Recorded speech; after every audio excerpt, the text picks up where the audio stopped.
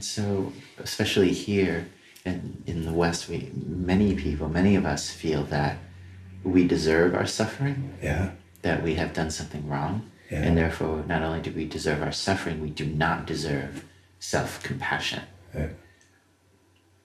How does one begin to feel self-compassion? Self-compassion.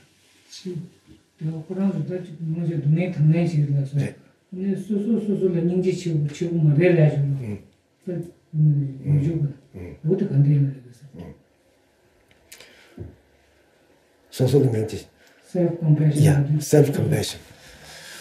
In Buddhism, we don't say self-compassion.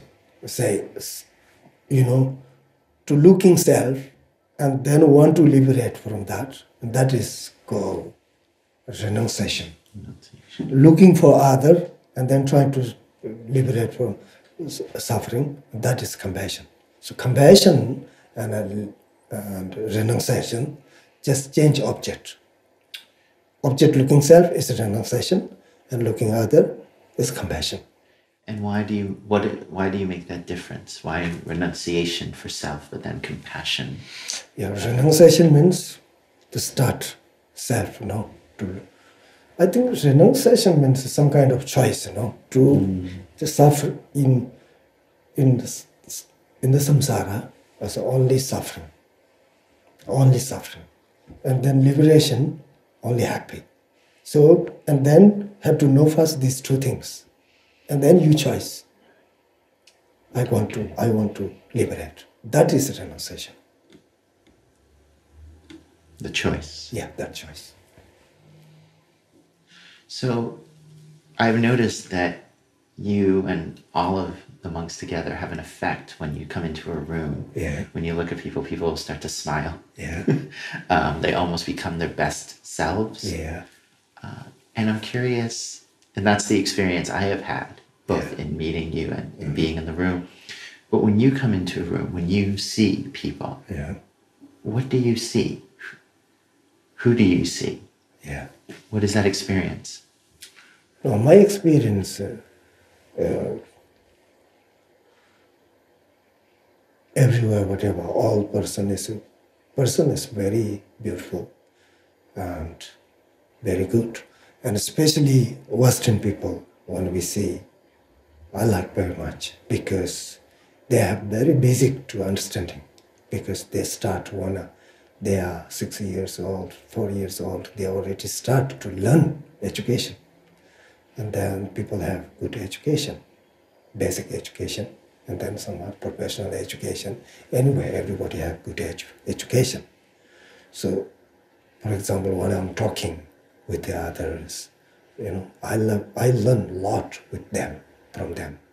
So I hope also they learn a lot from us. So therefore, it's beautiful. So I'm always respect they are fully education, but different than my education. Yeah. So I'm always say they are education, but different than monastery education. So our society, we need both. And it's very interesting to watch the way that your experience of whoever you meet as being beautiful, of seeing that can actually have that effect on the person, that they can all of a sudden come into that space. Is that something that you not necessarily do consciously, but just aware of, that happens? Yeah, I'm fully understood. Some people everywhere go different countries and different people. We see a lot of people, but my understanding is everybody suffer deeply. And when we see fast and everything nice, hello, and then slowly we start suffering. So any people, they have inside different suffering. So therefore, nothing different. Yeah. Just action different, no? Oh, I'm journalist, I'm something. It's a different action. But real, I think very, very same. When you don't eat, you are hungry, you are sick, have to go to hospital. So it's a very, also we are, people thinking, they thinking me, once see monks, oh, they are very special.